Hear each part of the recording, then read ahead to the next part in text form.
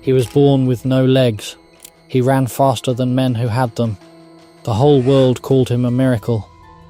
And then, on Valentine's Day 2013, he fired 4 bullets through a locked bathroom door, and the woman he said he loved died on the other side of it. This is the story of the greatest fall from grace in the history of sport. If you've never heard the full picture, stay with us, and if you want more stories like this, subscribe now and hit the bell so you never miss one. This is Oscar Pistorius. And nothing about him was ever simple. Oscar Leonard Carl Pistorius was born on November 22, 1986, in Johannesburg, South Africa. From the very first moment of his life, he faced something most people cannot imagine. He came into the world with no fibular bones in either of his legs, a rare condition that left both limbs deformed and without proper structure. Before he was even a year old, his parents made one of the most painful decisions a family can face. They had both of his legs amputated below the knees. He was 11 months old. Within 6 months of the surgery, Oscar was walking on fiberglass pegs. By 17 months, he had taken to his first prosthetic legs with a fearlessness that would define everything that followed. His mother, Sheila, raised him with an iron philosophy. He was not different. He was not limited. He would not be treated as either. She refused to let him use his condition as an excuse. She told him the same thing she told his able-bodied siblings. No exceptions. But his childhood was not without its wounds. His parents divorced when Oscar was just 6 years old, leaving a fracture in the family that never fully healed. His relationship with his father was strained and distant.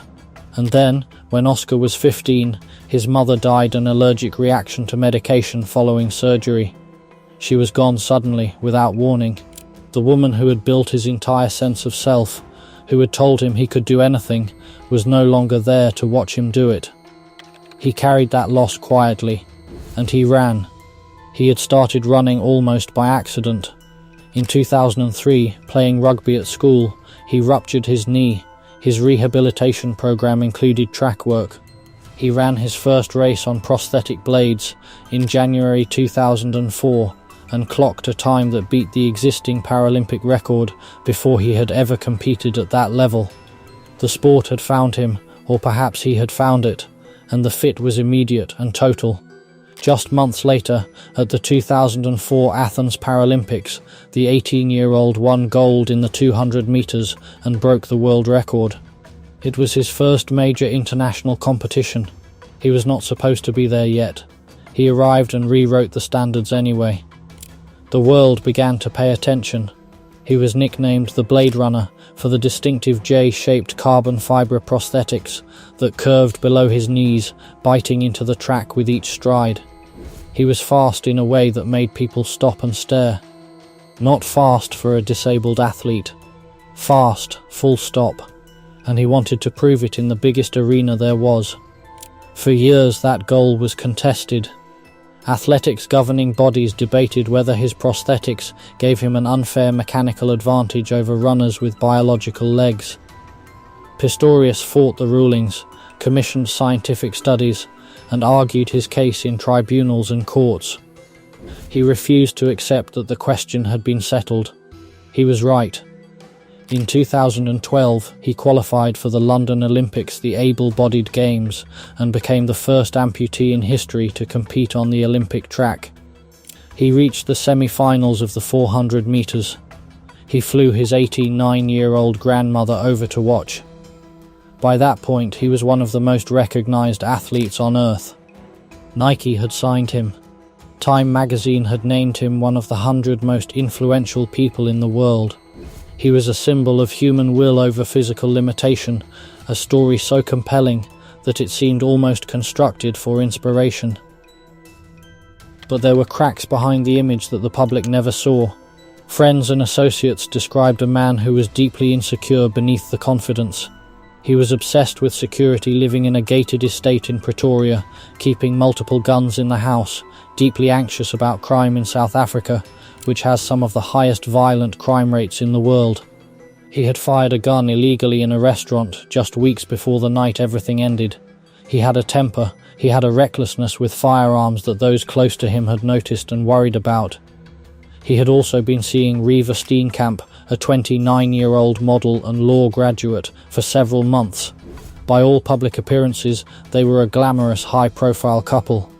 What happened behind closed doors was something the trial would later try to unravel and never fully resolve. On the night of February 13th into the early hours of February 14th, 2013, Valentine's Day, Reeva Steenkamp was shot 4 times through the locked door of the toilet cubicle in Oscar Pistorius' bathroom. She was hit in the head, hip and arm. She died in his arms after he broke the door down with a cricket bat. His version: he woke in the night, heard a noise in the bathroom, believed an intruder had entered through the window. Without his legs on, without the prosthetics that made him mobile and powerful, he felt, he said, terrified and vulnerable. He grabbed his licensed 9mm pistol and fired 4 shots through the door without identifying who was behind it. He did not, he claimed, know it was Reeva. The prosecution's version: this was not panic, this was rage. Reeva's phone was found inside the bathroom. She had taken it with her. The couple had argued that night. He knew exactly who was behind that door. What followed was one of the most watched murder trials in history. South Africa broadcast it live. The world watched. Pistorius wept in the dock, vomited into a bucket, and gave testimony over days that was by turns anguished and evasive. The judge, Thukozele Masipa, initially found him guilty of culpable homicide, roughly equivalent to manslaughter, and sentenced him to 5 years. The world reacted with fury. Prosecutors appealed. In 2015, the Supreme Court of Appeal overturned the verdict and found him guilty of murder. He was ultimately sentenced to 13 years and 5 months in prison. He served nearly 9 years at Iteridgeville Correctional Centre in Pretoria before being released on parole in January 2024. He lives now at his uncle's guarded estate in an upscale Pretoria suburb. He is reportedly grey-haired, quieter, and has turned to religion. His parole conditions restrict his movement until December 2029. Reeva Steenkamp's mother, June, has never stopped asking for the full truth. She has said publicly that she does not believe she has heard it. The case left South Africa and the world with questions that sport and spectacle cannot answer. About gender-based violence. About how fame insulates. About the distance between the story a man tells about himself and the reality that exists when the cameras are off. Oscar Pistorius ran faster than almost anyone alive. He built an image of triumph so powerful it reshaped what people believed was humanly possible. And then, in the dark, in a moment that lasted only seconds, everything he had built came apart. The blades that carried him to the top of the world could not carry him back from what he did. If this story stayed with you, share it. And subscribe for more deep dives into the lives behind the headlines.